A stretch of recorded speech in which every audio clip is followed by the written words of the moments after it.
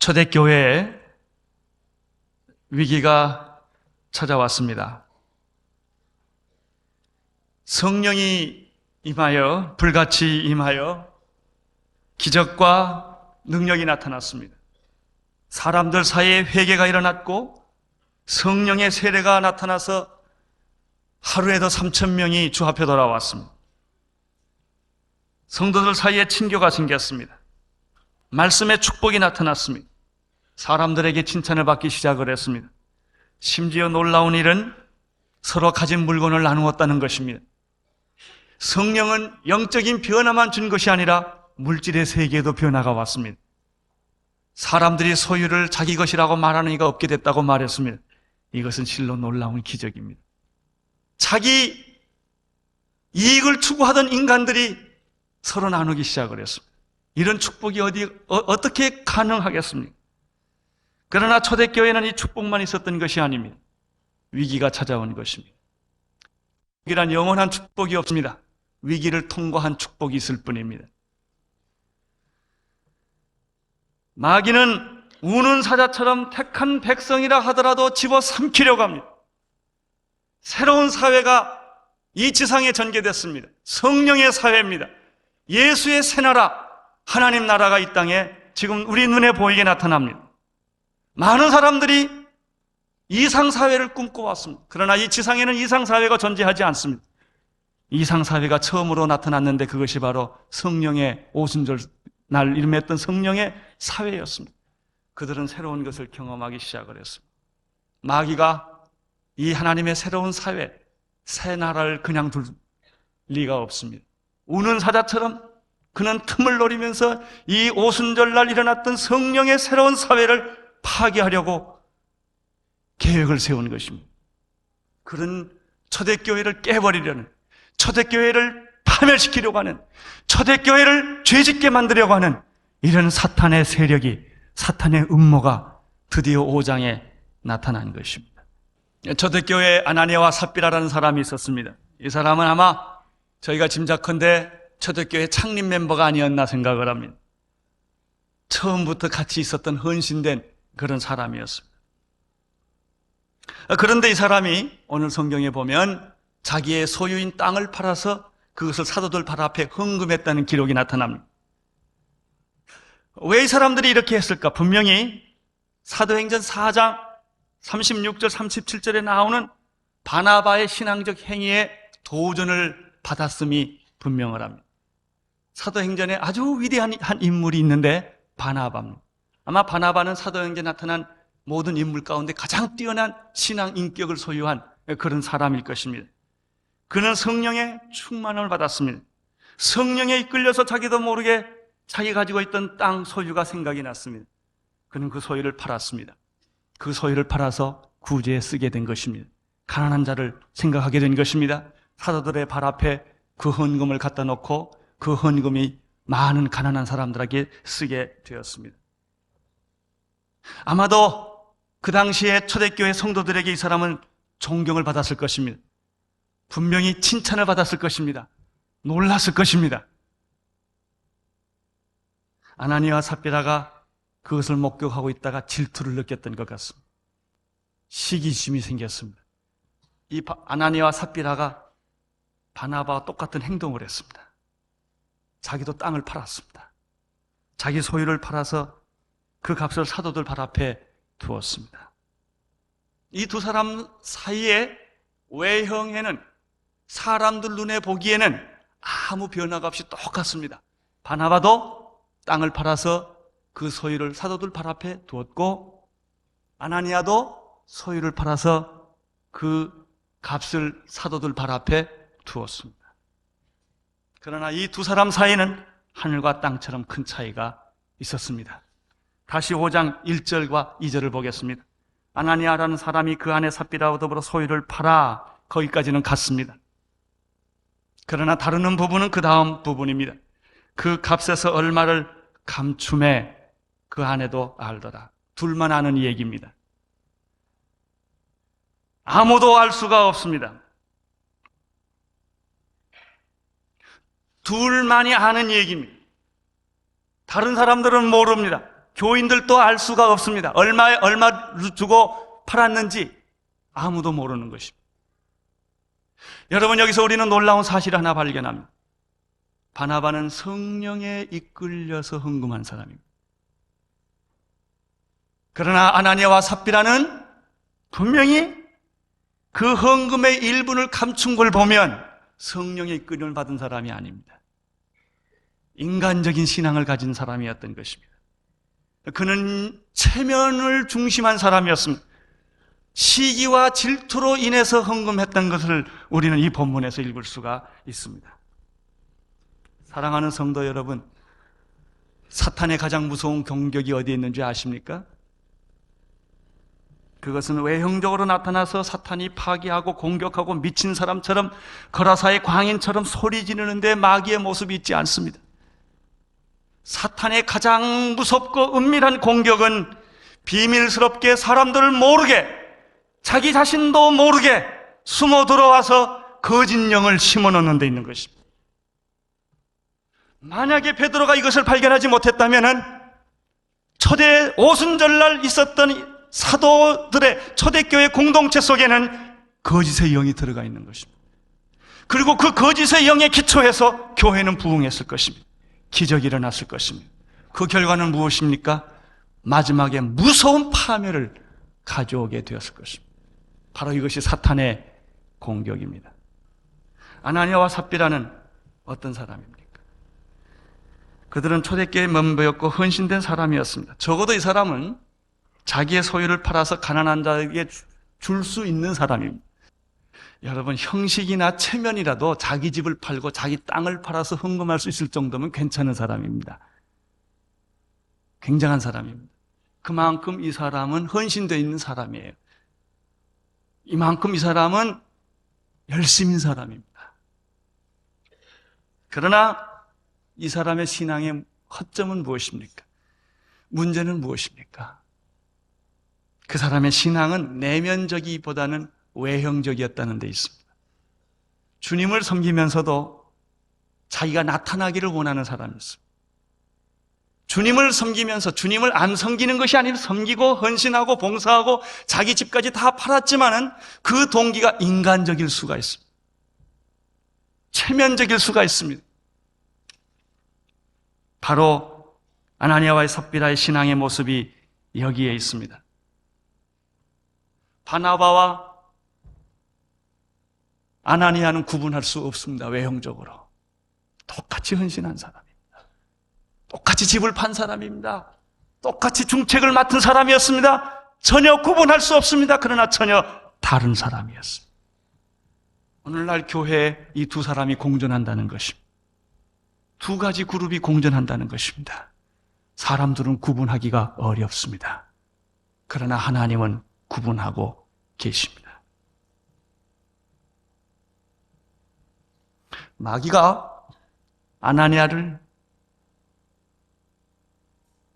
이 아나니아와 삽비라를 놓칠 리가 없습니다.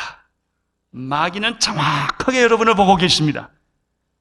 여러분의 신앙이 들뜰 때, 여러분의 신앙이 인간적일 때, 여러분의 신앙이 위선적일 때, 여러분의 신앙이 말씀에 근거하지 아니하고 인간의 이성에 근거할 때 마귀는 여러분을 정확하게 꼽습니다.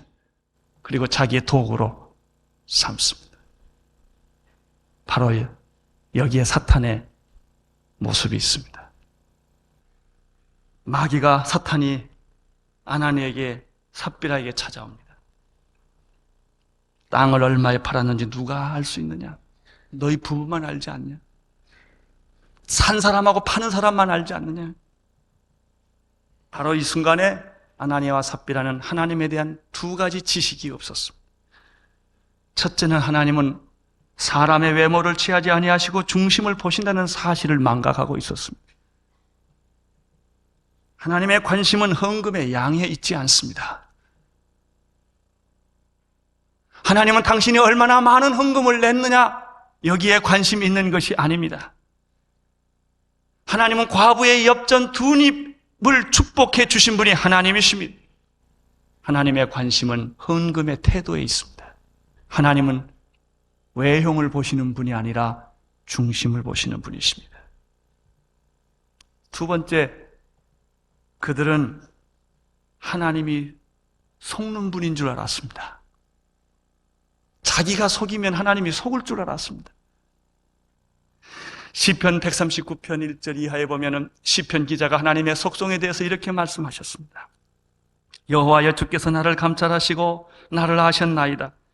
주께서 나의 앉고 일어섬을 아시며 멀리서도 나의 생각을 통촉하시오며 나의 길과 눕는 것을 감찰하시며 나의 모든 행위를 익히 하시오니 여호와여, 내 혀의 말을 하나도 알지 못하시는 것이 없으시나이다. 내가 바다 끝까지 갈지라도 하나님은 거기 계시고 내가 하늘 끝까지 가더라도 하나님은 거기 계시는 분이십니다. 그렇습니다. 하나님은 여러분의 생각의 뿌리를 아시는 분이십니다. 여러분이 이불 속에서 여러분이 의논하고 이야기했다 할지라도 그것을 나팔 소리처럼 듣는 분이십니다. 그분이 하나님이십니다.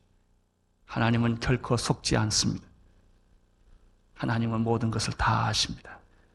우리의 생각의 근원까지도 아시는 분이 하나님이십니다. 그들은 땅의 헌금의 일부를 속이는 것을 하나님이 속을 줄 알았습니다. 모르실 줄 알았습니다.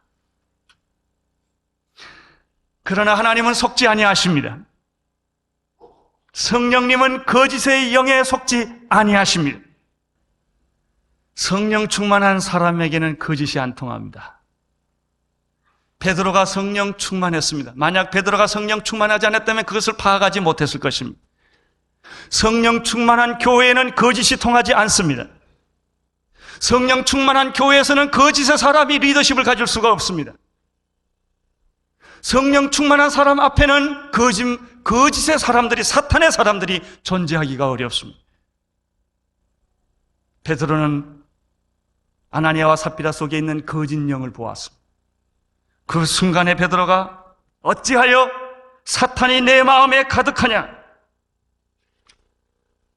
그렇습니다.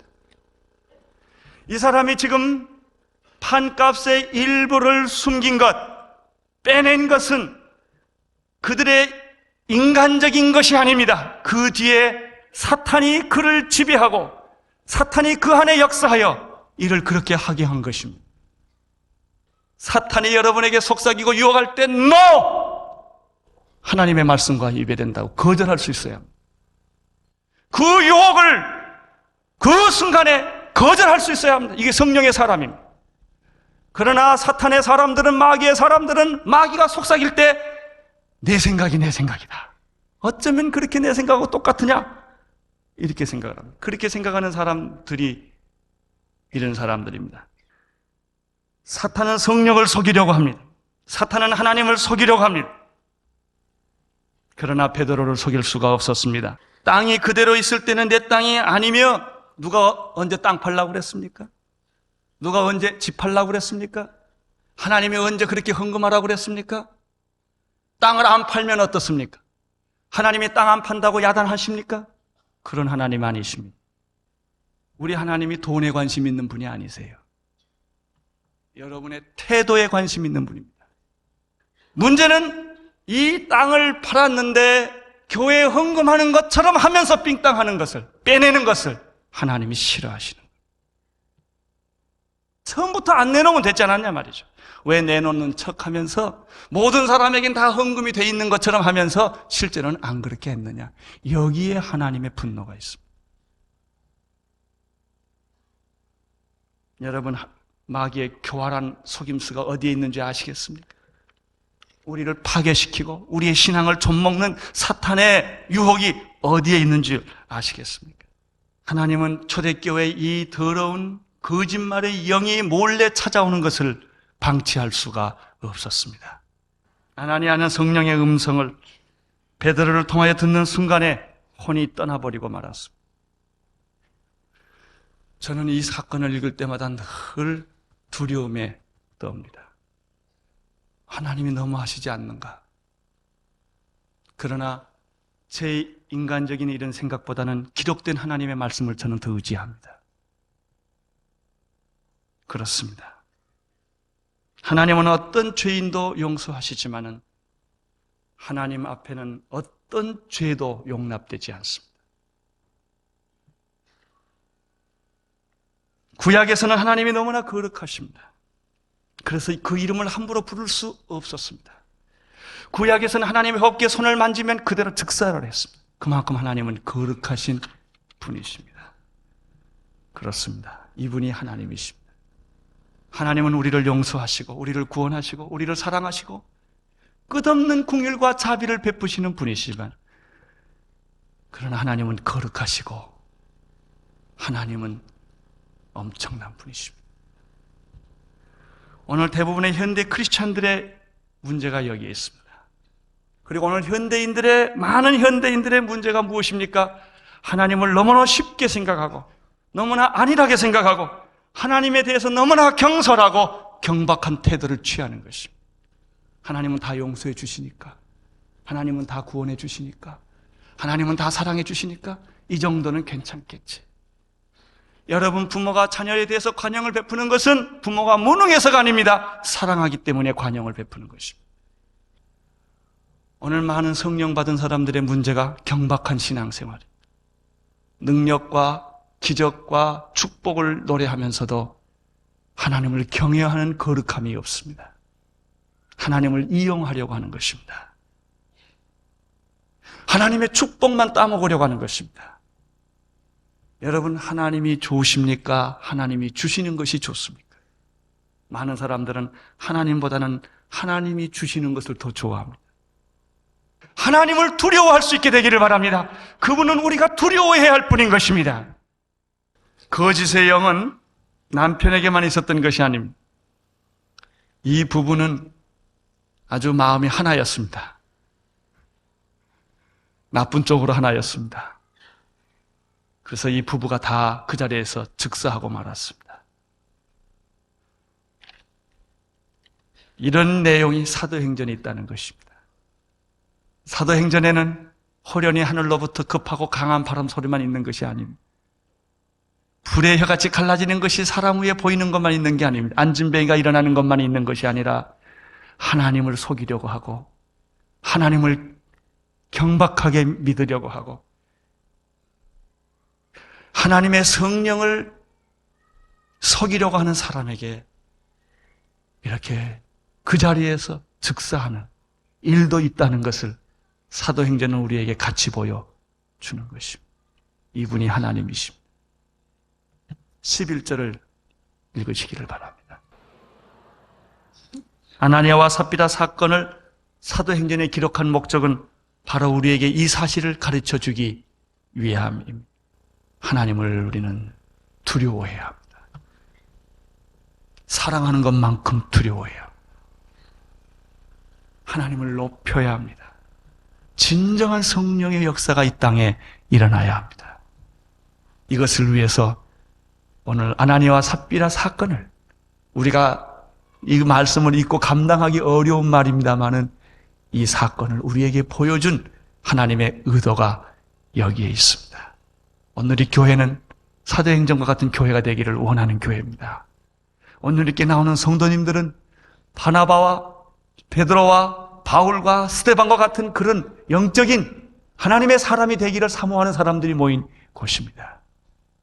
정말 하나님의 성령의 역사가 여러분과 오늘 이 교회를 통하여 이 땅에 새롭게 일어나게 되기를 기도합니다. 기도하겠습니다. 하나님 아버지, 아나니아와 삽비라의 사건을 우리에게 보여주신 것을 인하여 감사를 드립니다. 주님, 우리 안에 거짓의 영이 있나를 살펴보게 하여 주옵소서. 우리 안에 하나님을 속이려고 하고 우리가 하나님보다는 사람을 더 중히 여기는 부분이 없나를 살펴보게 하여 주시옵소서. 우리의 신앙이 쇼가 아닌지 보게 하여 주시옵소서. 하나님 앞에 서게 하여 주옵소서. 말씀 앞에 서게 하여 주시옵소서. 오 성령님이여, 이 시간에 우리 안에 있는 거짓의 영을 예수 이름으로 다 추방하게 하여 주시옵시고 진실한 영으로 우리를 새롭게 하여 주옵소서. 우리나라에는 거짓말이 너무나 많습니다. 주여, 이 민족의 거짓말을 다 몰아내 주시옵소서. 이 민족으로 하여금 정직한 민족이 되게 하여 주시옵소서. 예수님 이름으로 기도드리옵나이다.